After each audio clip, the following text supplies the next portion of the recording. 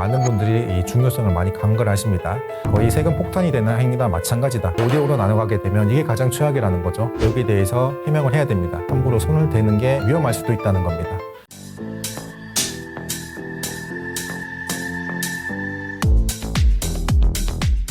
안녕하세요. 저는 절세미남 세무사TV를 운영하고 있는 이성호 세무사입니다. 이 상속과 증여에 대해서 많은 분들께서 좀 어려워하시고 또 민감한 주제인 만큼 그 부분을 좀 연구하고 책도 쓰고 칼럼도 쓰고 해서 좀 쉽게 세금으로 풀어드리고 있는 일을 하고 있습니다. 부모님이 돌아가시면 우선 시간대별로 좀 정리를 좀 해보시면 좋을 것 같습니다.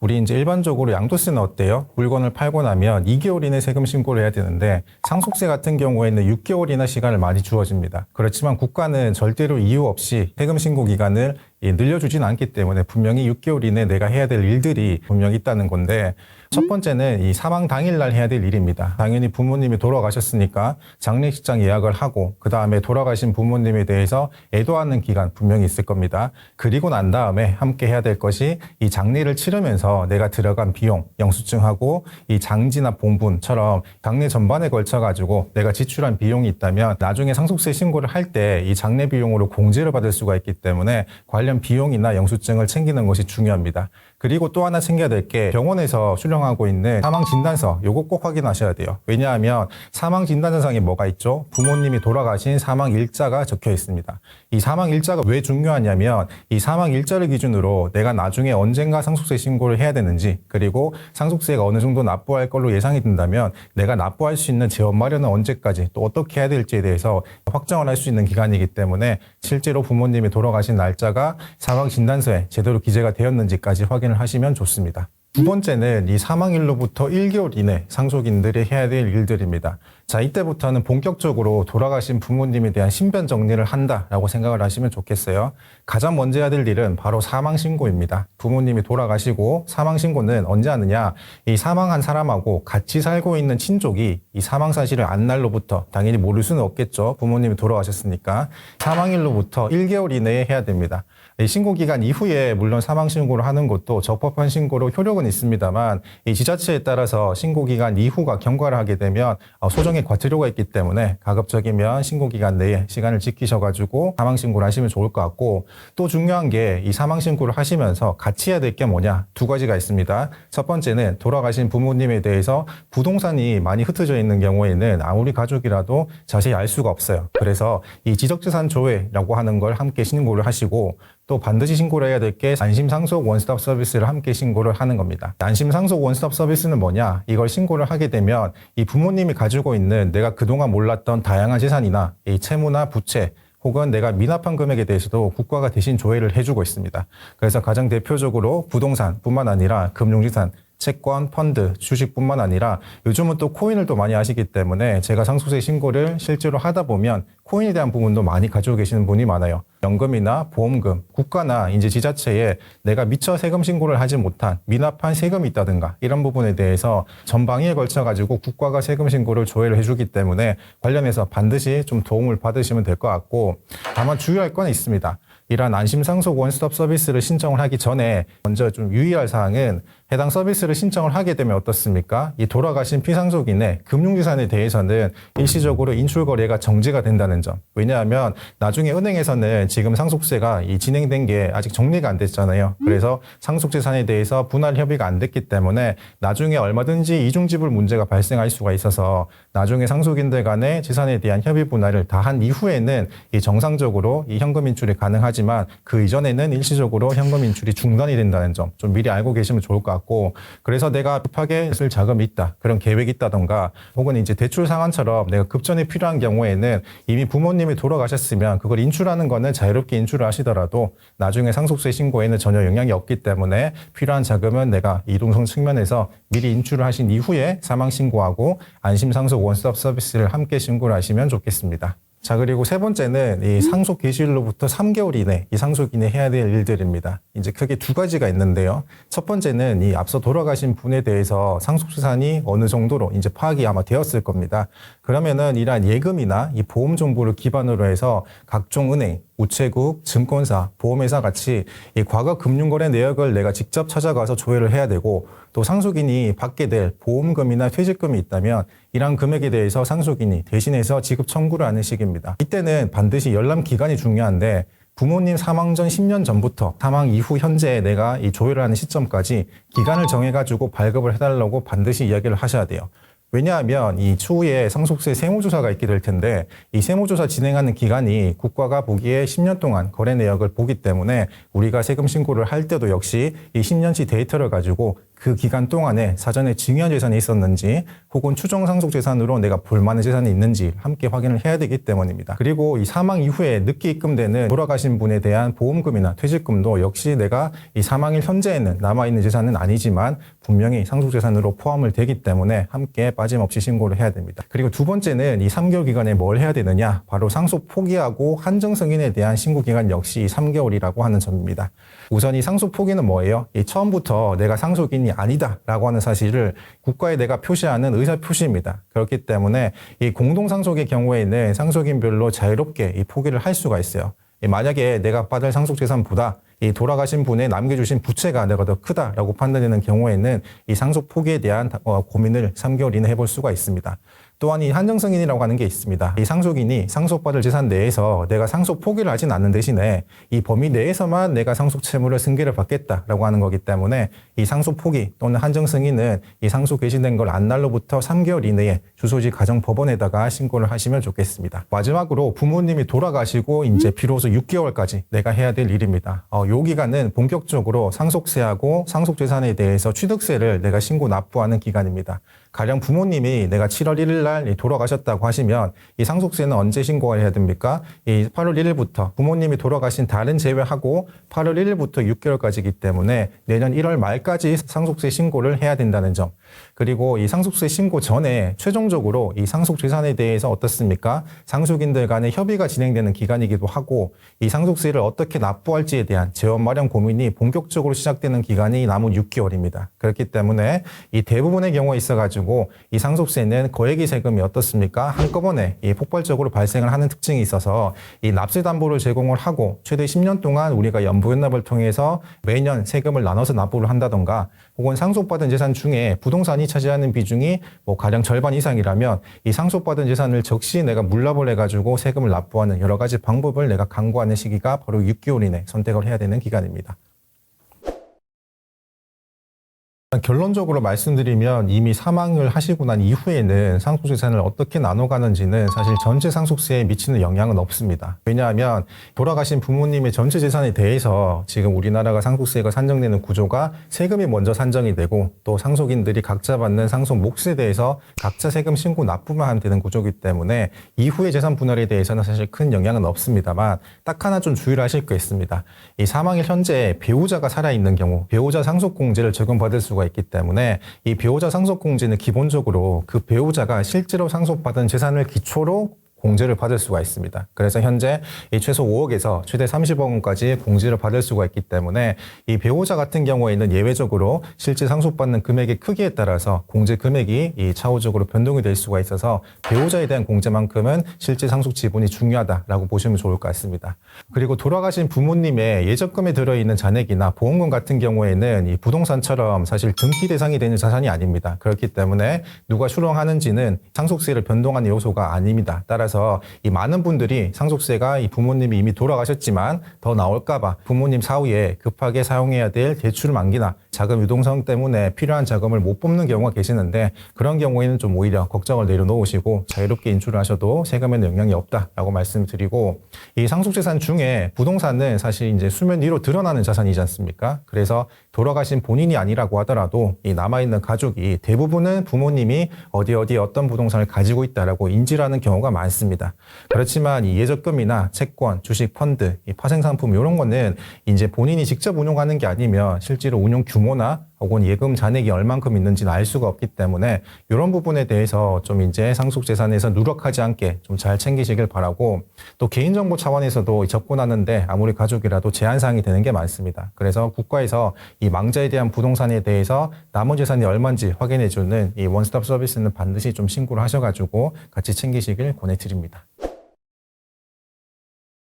상속재산에서 공제하는 여러 가지 항목 중에 이 장례비가 있습니다. 그래서 장례비 같은 경우에는 말 그대로 장례 절차에만 들어가는 비용이 아니라 이 부모님이 사망 이후에 미처 납부하지 못한 병원비라든가 혹은 이제 영안실 사용비, 상조회사 장례수수료처럼 이제 다양한 항목이 존재를 하는데 일반적인 성격의 장례비는 어떻습니까? 공제 한도가 있죠. 최소 500만 원에서 최대 1000만 원까지 한도로 공제를 하고 이제 봉안시설이나 이 장지에 대한 부분은 최대 비용을 500만 원을 한도로 공제를 하고 있습니다.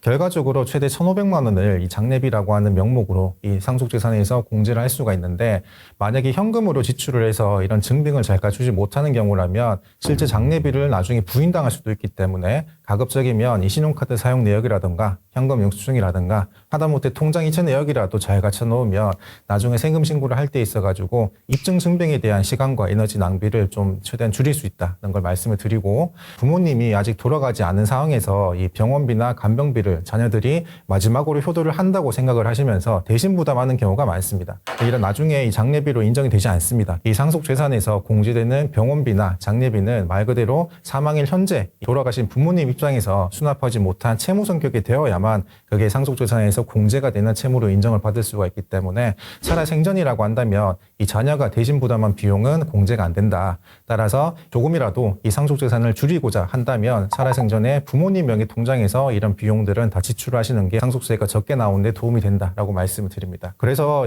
한번 생각을 해보시면 오랫동안 이 병원에서 입원 중인 아주 와병 중이신 경우에는 한 달에 생활비가 200만 원, 300만 원 그것도 5년, 10년 장기간 이렇게 발생하는 경우를 많이 볼 수가 있습니다. 그래서 생각을 해보면 어때요? 우리가 미래에 발생할 상속세를 대비한다고 해서 자녀들한테 매달 200만 원, 300만 원 현금을 주더라도 이게 증여세 문제가 없을까요? 라고 묻는 게 제가 항상 매일 묻는 질문입니다. 그렇게 따져본다면 이런 고민을 사실 답이 없는 고민이기 때문에 그런 고민을 하기보다는 이러한 생활비, 병원비 같은 부분에 대해서는 법상 비과세로 명확하게 인정을 하고 있다 보니까 적법하게 지출할 수 있는 금액에 대해서는 이렇게 부모님 통장에서 지출하도록 만드는 것이 상속세를 줄이는 방법 중에 하나라고 보시면 좋겠습니다. 사실 이미 부모님이 돌아가신 이후에는 가장 중요한 게 이제 상속재산을 누구에게 얼마나 배분을 할 건지 그리고 상속인들 간의 협의 분할이 사실 중요합니다. 이 상속재산을 분할하는 순서는 이제 돌아가신 분이 유언이 있으면 유언이 1순위고요, 법상. 그리고 두 번째가 상속인들 간의 자유로운 협의 분할입니다. 그리고 이 협의 분할이 안 된다고 했을 때 마지막 법적으로 많이 알고 계시는 법정 지분대로 나누게 되는데요. 이때 많은 분들이 이제 관성적으로 생각을 하시는 것이 상속인들 간의 분란이 나중에 생긴 걸 염려해가지고 무조건 5대5로 나누자라고 하는 경우가 많은데 그러지 마시고 향후에 상속인들 간에 이 재산 운용 과정에 대한 계획을 허심탄회하게 좀 말씀을 다 나눠보시고 지분 정리를 하시는 걸 권해드립니다. 그래서 제가 항상 상속세 상담을 할 때 당장 상속세가 얼마 나오는지만 생각을 하지 마시고 상속인들이 지금 가지고 있는 이 주택 현황도 함께 고려를 해가지고 종합적으로 재산 분할을 해야 된다는 게 중요한 포인트입니다. 예를 들어서 상속인이 2명이 있다고 가정을 할게요. 형은 좀 살아가지고 이미 마포에 본인이 살고 있는 집도 있고 또 최근에 소위 말해서 똘똘한 한 채로 갈아타기를 해서 반포에 또 전세 주고 있는 아파트가 있다고 가정을 하겠습니다. 근데 동생은 이제 부모님을 오랫동안 봉양을 하다 보니까 이 남은 재산이 없어요. 주택도 없고. 이런 상황에서 부모님이 돌아가시면서 개포동에 있는 아파트 하나를 남겨준다라고 했을 때 과연 이 아파트에 대한 상속 분할을 어떻게 할 것인가? 이게 이제 제일 중요한 쟁점이 되는 거거든요. 상속인들 간에 특히 자녀들 간에 분란이 안 생긴다고 해서 무조건 5대5로 하면 어떻습니까? 형 입장에서는 5년 뒤에 종부세 폭탄이 됩니다. 만약에 이런 사정을 미리 알고 있다면 상속 지분을 최대 40% 이상은 넘게 가져가면 안 되게 그렇게 상속 지분을 조율하는 게 중요합니다. 그래서 이 상속 지분을 의도적으로 달리 협의를 하거나 적게 가져가고 많이 가져가는 형식을 통해서 장기적인 관점에서는 이 세금 부담을 유리하게 만들 수가 있다라고 하는 점이고 또 만약에 상속이 이미 발생하기 직전이라면 이 가급적이면 부모님 재산에 대해서 함부로 손을 대는 게 위험할 수도 있다는 겁니다. 실제로 어떤 일이 많이 발생을 하냐면 중환자실에 아버지가 오래 계시는데 이 100억짜리 상가 빌딩을 가지고 형제들이 논의를 해서 아버지가 살 날이 얼마 남지 않았는데 이걸 팔아야 되지 않겠냐 현금화하자라고 해서 팔게 된 사연이 있습니다. 그렇게 되면 어떻게 됩니까? 100억에 대한 양도세 일단 30억이 나오죠. 그리고 그 건물에 대한 근저당 같은 이 채무액 같은 거 갚을 거 갚고 남는 돈을 계산해 보니까 한 60억 정도 남았어요. 그래서 자녀 3명이 이 60억을 각자 20억 원씩 나눠 가졌는데 증여세 신고했습니까? 당연히 증여세 신고도 안 했습니다. 그리고 난 다음에 건물을 처분하고 3년 7개월 만에 어때요? 아버지가 결국 돌아가시게 된 겁니다. 자, 이제는 어떤 상황이 발생을 합니까? 자녀 3명에 대해서 증여세를 신고를 안 했기 때문에 증여하고 난 다음에 10년이 돌아가셨으니까 어때요? 증여받은 60억에 대해서 나중에 증여세가 추징이 됩니다. 이 총 증여세가 23억 정도 세금이 나오고 거기다가 세금 신고를 안 했으니까 무신고 가산세 20% 그리고 매년 8%에 해당하는 납부지연 가산세를 더하면 총 증여세하고 상속세가 60억 정도 발생을 합니다. 자, 얼마에 팔았다고요? 100억에 팔았습니다. 그런데 이 상속인들이 납부할 세금이 상속세하고 증여세를 더하니까 60억이라고 하는 어마어마한 세금이 발생을 하는 거예요. 그래서 이 100억에 팔고 난 다음에 이 실제로 납부할 세금은 굉장히 많이 발생을 하기 때문에 부모님이 이미 편찮으신 상황이라고 한다면 함부로 부모님 재산에 손을 대는 건 거의 세금 폭탄이 되는 행위나 마찬가지다라고 하는 점을 좀 생각을 하시고 결국에 내가 재산을 어찌됐든 처분을 해야 되는 상황이다라고 하시면 가장 먼저 확인을 하실 거는 부모님의 연세가 지금 얼마인지 그리고 고령이시라면 부동산을 처분을 하고 남은 현금에 대해서 증여를 할 때 어떻게 세금을 줄일 수 있는 전략적인 방법이 있는지 반드시 전문가와 미리 상의를 하시고 부동산을 처분하시길 권해드립니다. 아까 말씀해주신 사연 같은 경우에는 차남이 부모님을 봉양을 했잖아요. 네. 그런 경우에 만약에 별도의 유언이 없었으면 그런 기여도 같은 것도 법적으로 반영이 되는 편인가요? 기여도도 많이 반영이 됩니다만 대부분의 경우에 있어서는 이제 상속인들 간에 소송이 가거나 재산 분할이 있어가지고 서로 이견이 있다고 한다면 그런 기여도를 따져가지고 판결에서 결론이 나겠지만 집이 하나 있고 예적금이 일부 정도 있다고 하시면 거의 대부분의 경우에 있어서는 원만하게 합의되는 경우가 많은 것 같습니다. 가급적이면 부모님이 생전에 사용하던 휴대폰처럼 개인정보가 담긴 이런 중요한 이 증거물들은 상속세 세무조사가 있기 전까지 또는 적어도 최소한 6개월 뒤에 이 상속세 신고가 완전히 마무리될 때까지는 해지하지 말고 유지하시는 걸 권해드립니다. 가장 대표적으로 이 추정상속재산에 대해서 해명을 해야 되는 사항이 발생을 할 수가 있어요. 추정상속재산이 뭐냐면 이 사망일 전 부모님 통장에서 1년 이내에 현금 인출액이 2억이 넘어가거나 혹은 사망 전 2년 이내에 현금 인출액이 5억이 넘어가는 경우에 는 이렇게 부모님이 출금한 거래지만 여기에 대해서 해명을 해야 됩니다. 상속인들이. 그래서 이 생활비나 간병비처럼 이게 정상적인 인출 금액인지 아니면 부모님이 몰래 세금을 줄이기 위해서 자녀들에게 증여를 하려고 현금 인출한 금액인지 국가는 알 수 없기 때문에 이 상속인들한테 소명 업무를 부여를 하는 거예요. 그래서 억울하시겠지만 이 상속인들도 전혀 모르는 거래일 수도 있지만 해명을 못하게 되면 결국에는 일정 금액이 넘어갔을 때는 이 금액이 상속받은 걸로 봐서 상속세가 늘어나게 됩니다. 실제로 많은 분들이 부모님이 돌아가시고 10년치 통장거래 내역을 살펴볼 때 이 거래 상대방에 대한 이름이 나는 정말 처음 들어본다. 이 본인도 기억을 못하는 경우도 많고 심지어 어머님한테 물어보더라도 부부 사이가 그렇게 좋지 않다고 한다면 자세한 내용을 다 모르시기도 합니다. 연세가 많으시면 또 기억도 안 나실 수도 있으니까. 근데 이제 핸드폰으로 남겨진 문자 메시지나 이미지 파일로 몇 월 며칠자 양장 안에 어떤 목적으로 어떤 금전 관계가 있었는지 이게 예를 들어서 가령 뭐 예전에 빌린 돈을 상환을 한다든가 이런 단순 거래인지 혹은 증여 거래인지 소명을 하기가 훨씬 상속인들 입장에서 수월할 수가 있기 때문에 핸드폰처럼 개인정보가 담긴 중요한 증거물은 해지하지 말고 향후 이제 최대 1년까지는 그대로 보유하시길 권해드립니다. 돌아가신 부모님이 치매로 인지 능력이 하락했을 경우 그럴 경우에도 문제가 발생할 수 있을까요? 치매가 있으신 경우에는 부모님에 대해서 성년 후견일 목적으로 본인이 하겠다라고 다투는 경우가 많습니다. 왜냐하면은 성년 후견인이 되면은 부모님이 가지고 있는 부동산에 대한 일단 기본적인 등기 권리에 있어가지고 본인이 1순위로 권리가 있기 때문에 나중에 상속재산을 분배를 할 때 있어가지고 그 부분에 대해서 좀 더 유리한 입장을 가질 수가 있어서 상속인들 간의 다툼이 발생할 걸로 예상이 되면은 성년 후견인에 대한 다툼이 굉장히 일단 첫 번째로 많고 그 이후에는 이제 상속재산에 대한 분할 소송으로 많이 이어지는 경우가 많이 있습니다. 네. 부모님의 치매 초기 이런 사실들도 휴대폰이 있으면 금전거래 그렇죠. 내역 같은 걸로 입증을 할 수 있을까요? 그렇죠. 훨씬 쉽죠. 네. 부모님이 스스로 기억을 못 하시는 경우에는 결국에는 부모님이 매일매일 일기를 쓰신다든가 어디에 따로 이제 금전거래 내역에 대해서 가계부처럼 증거를 남겨 놓지 않는 이상은 대부분 핸드폰 내역에서 그런 내용들을 많이 확인할 수가 있기 때문에 적어도 핸드폰 같은 경우에는 최소한 꽤 오랜 시간 보유를 하시면서 가져가시길 권해드리고 있습니다. 사망 신고를 한 날에 한 달 이내에 안 하게 되면 과태료가 있다는 말씀 드렸습니다. 그리고 상속재산이 부동산인 경우에는 6개월 이내에 상속세뿐만 아니라 취득세도 함께 신고 납부를 해야 되기 때문에 안 하면 역시 세금 신고에 대한 무신고가산세가 발생을 하게 됩니다. 간혹 부모님이 돌아가신 지 3년이 넘었는데 아직까지 이 상속인들 간에 협의가 안 돼가지고 매듭을 못 짓는 경우가 많습니다. 이런 경우에는 대부분 상속인들 간에 협의가 안 되거나 소송이 진행되는 경우가 많이 있는데 어떤 경우를 자주 보냐면 개인적으로 뭐 시골에 돌아가신 아버지 명의로 받은 과수원이 한 3,000평이 있는데 최근에 국가 수용 사업이 있어가지고 보상금을 받는다고 해서 상속인들이 그동안 아버지 명의로 10수년 동안 계속 이어져온 등기부등본을 정리하는 경우를 많이 볼 수 있습니다. 그제서야 이제 법정 지분대로 등기 정리를 해가지고 보상금을 가져가는 모습을 많이 볼 수가 있습니다. 그렇지만 생각을 해보시면 부모님이 물려주신 재산인데 이게 10수년이 지나도록 그대로 자녀들이 협의도 안 되고 사이도 안 좋게 방치를 한다고 하는 것이 아무리 봐도 자식된 도리가 아니겠죠. 그래서 부모님을 보내드렸으면 이제 서류상으로도 부모님을 편하게 보내드려야지 그걸 귀찮다고 형제간에 뭐 얼굴 보기 싫다고 내버려 두면 언젠가는 이게 또 정리를 해야 됩니다. 소유권이 이전이 되기 위해서는. 그래서 화목하게 잘 정리하시길 좀 권해드리고 이 상속재산 분할은 상속세 신고기간 내에 하면 가장 좋겠지만 신고기간이 지나서 한다고 하더라도 상속인들 간의 최초협의 분할에는 언제나 당연히 법적인 효력이 있습니다. 그래서 언제든지 할 수가 있다. 다만 주의할 거는 이 상속인들 간에 이미 최초로 합의된 비율이 있다면 이후에 이 비율이 수정이 된다고 했을 때는 상속인들 간에 증여 문제가 추가로 발생을 할 수가 있기 때문에 최초 협의를 하실 때는 좀 신중을 하셔가지고 협의를 하시면 좋을 것 같습니다.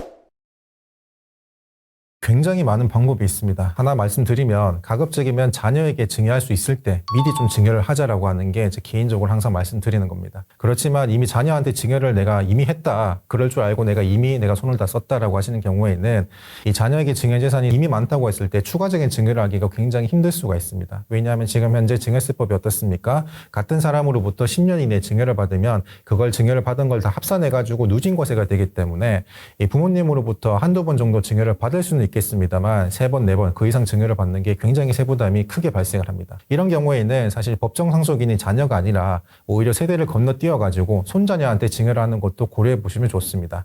쉽게 말해가지고 세대를 건너뛴 증여를 잘 활용을 하게 되면 절세가 가능하다는 건데 크게 3가지 이유가 있습니다. 첫 번째는 이 재차 증여할 계획이 있는 경우입니다. 이게 어떤 말이냐면 예를 들어서 이 할아버지가 아들한테 5억을 증여를 하고 단기간 내에 아들이 다시 5억을 손자에게 증여를 한다고 했을 때 각 단계마다 세금이 발생을 하겠죠. 각 단계마다 5억이 넘어가게 되면 8천만 원, 8천만 원, 총 1억 6천만 원에 해당하는 거래 비용이 발생을 합니다. 하지만 이 세대를 건너뛰고 손자에게 직접 5억을 증여를 한다고 했을 때는 물론 할증과세 30%가 있다고 하지만 실제로 계산을 해보면 증여세는 얼마가 나옵니까? 1억 400만 원 정도밖에 안 나와요. 그렇기 때문에 증여재산이 만약에 부동산이라면 또 각 단계마다 증여세 이외에 취득세가 또 별도로 발생할 수가 있기 때문에 이 재차 증여할 계획이 있는 경우에는 세대를 건너뛴 할증과세를 하더라도 훨씬 더 유리하다라고 하는 거고, 두 번째는 이 부모 세대가 이미 많은 정유를 받은 경우입니다.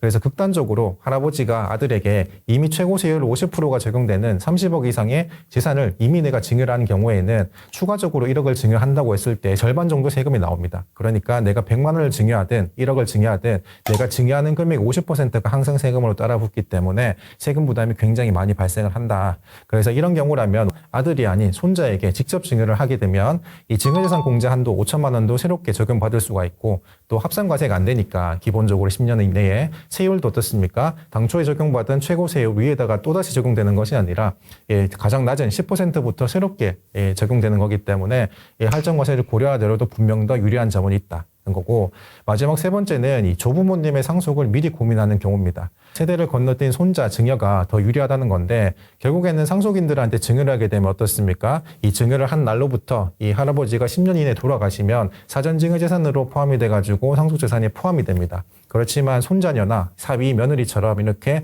법정 상속인 이 외자에게는 사망 전 5년 이내에만 증여를 하는 경우에 포함이 되기 때문에 그만큼 내가 시간을 벌 수가 있어요. 그래서 내가 증여를 하려고 하는 시점에 할아버지가 이미 연로하시거나 또는 건강이 점점 나빠지는 상황이라면 할아버지 입장에서는 어때요? 증여 이후에 상속일까지 10년이라고 하는 기간보다는 5년이라고 하는 기간이 그만큼 타임 세이브가 훨씬 더 쉽게 달성할 수가 있으니까 사전 증여에 대한 부담도 훨씬 더 적게 가져갈 수가 있습니다. 손자들이 증여를 받았을 때 손주들의 나이가 미성년일 경우 문제가 발생하는 것은 없을까요? 미성년이라고 하시면 사실 할증에 대한 비율이 40%로 올라갑니다. 근데 이제 미성년지라고 해서 할증에 대한 비율이 40%가 되는 게 아니라 내가 증여하려고 하는 금액이 일정 수준 이상이 넘어가고 미성년자인 경우에만 할증이 좀 더 높아지는 거기 때문에 성인 손자라고 하시면 기본적인 할증률은 30%라고 보시면 좋겠습니다. 주식이나 펀드 같은 거에도 포함이 될까요? 코인 등도? 맞습니다. 모든 상속증여 과세 대상이 되는 자산에 대해서 해당이 됩니다. 안타깝지만 사실 상속세는 부모님이 이미 돌아가신 분이라면 사실 절세 플랜이라고 할 게 없습니다. 기본적으로 미리 다 준비를 하지 않으면 대책이 사실 없는 경우가 상속의 큰 특징이기 때문에 그런데 다행히도 이미 부모님이 돌아가셨지만 이슈가 세 가지는 우리가 충분히 선택을 할 수 있다는 겁니다.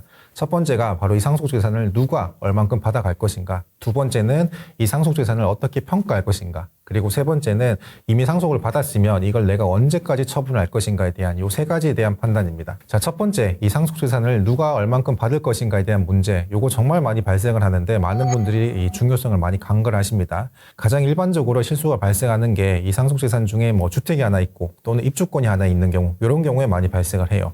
예를 들어 보면 아파트가 두 개 있다고 가정을 할게요. 하나는 성동구에 있는 아파트고 하나는 대구에 있는 아파트입니다. 성동구에 있는 아파트는 이 돌아가신 부모님하고 자녀가 두 명이 있는데 이 동생이 같이 동거하고 있는 아파트였습니다. 그리고 사망 직전에 공교롭게 재건축에 들어가면서 관리처분 계획 인가일이 지나서 지금 사망일 현재에는 아파트가 아니라 입주권으로 나뉘어져 있습니다. 그리고 대구에 있는 아파트는 부모님이 전세 주고 있는 일반 아파트예요. 그리고 주택 현황은 이 상속인은 첫째 자녀, 장녀는 주택이 이미 하나 있는 유주택자고 차녀는 말씀드린 대로 주택이 없는 이 사람입니다. 이런 상태에서 성동구에 있는 입주권을 상속을 받았는데 상속인 입장에서는 고민인 거예요. 이걸 현금 청산하고 싶다. 이걸 팔고 싶은데 가장 내가 스트레스를 받는 것이 이 가액이 높으니까 입주권에 대한 비과세를 좀 받을 수 있을까? 비과세를 받기 위해서는 누가 얼만큼 지분을 가져가면 좋을까? 에 대한 부분입니다. 자, 이때 이 분란 없게 한다고 해서 말씀드린 것처럼 아파트하고 입주권을 각자 이 첫째 자녀하고 둘째 자녀 5대5로 나눠가게 되면 이게 가장 최악이라는 거죠. 그렇지만 적어도 세금을 염두에 둔다면 어떻게 나눠야 됩니까? 이미 주택이 있는 장녀는 어떤 걸 가져가야 돼요? 대구에 있는 아파트를 주고 당장 처분할 수 있는 입주권은 누가 받아가는 게 맞다? 주택이 없고 부모님하고 오랜 시간 동거를 한 둘째 자녀가 받아가는 게 입주권 비과세가 가능하다는 겁니다. 왜냐하면 이 같은 세대로 함께 보유기간이나 거주기간을 인정받을 수가 있는 건 첫째 자녀가 아니라 둘째이기 때문에 입주권은 비과세가 가능하고 또 이제 첫째 딸 같은 경우에는 이 상속주택이 하나 더 생겨서 2주택자가 됩니다. 그렇지만 뭐가 있습니까? 현행법상 이 상속주택 비과세 특례를 활용을 하게 되면 첫째 딸 입장에서 원래 본인이 가지고 있는 주택을 처분할 때 여전히 비과세가 가능하게 됩니다. 왜냐하면 상속주택은 주택수에서 제외를 할 수가 있으니까. 그래서 이렇게 향후 운용 계획에 따라서 누가 얼마만큼에 대한 지분을 가져가고 상속 지분을 나눠 가지는지에 따라서 나중에 상속받은 사람이 이후에 운용을 할 때 발생하는 세금에 대해서도 함께 줄일 수 있다라고 하는 것이 협의 분할에서 가장 중요한 대목이고, 두 번째는 이 상속재산을 어떻게 평가할 것인가에 대한 문제입니다. 만약에 상속받고 내가 상속받는 재산을 3년 이내에 처분할 예정이다. 처분을 하고 싶다. 근데 그 3년 동안에 어떻습니까? 재산 가치는 계속 올라가겠죠. 나중에 상속세 부담이 그만큼 더 크게 다가올 걸로 걱정이 됩니다. 그럼 당연히 지금 감정평가를 고민을 해볼 시기입니다. 그리고 감정평가를 하게 되면 어떻습니까? 아무래도 기준 시가에 비해서 재산 가액이 시가에 준하게 아주 높게 형성이 되기 때문에 지금 당장 납부할 상속세가 더 나오게 됩니다. 그렇지만 대부분의 경우에 있어서 어떻습니까? 현재 내가 더 납부하는 상속세보다 미래에 높아진 취득가액으로 인해 가지고 세이브할 수 있는 양도세가 통계적으로 보면은 10% 내지 15%가 더 적게 나와요. 그렇기 때문에 결국에는 양도세가 더 크게 줄어들어서 전체적인 세금 부담에서는 이득이다. 그럼 지금 당장 상속세를 어떻게 납부할 것인가? 이게 부담스럽다는 겁니다. 또 생각이 이렇게 들 수가 있어요. 그러면 어떻게 좀 준비를 하냐?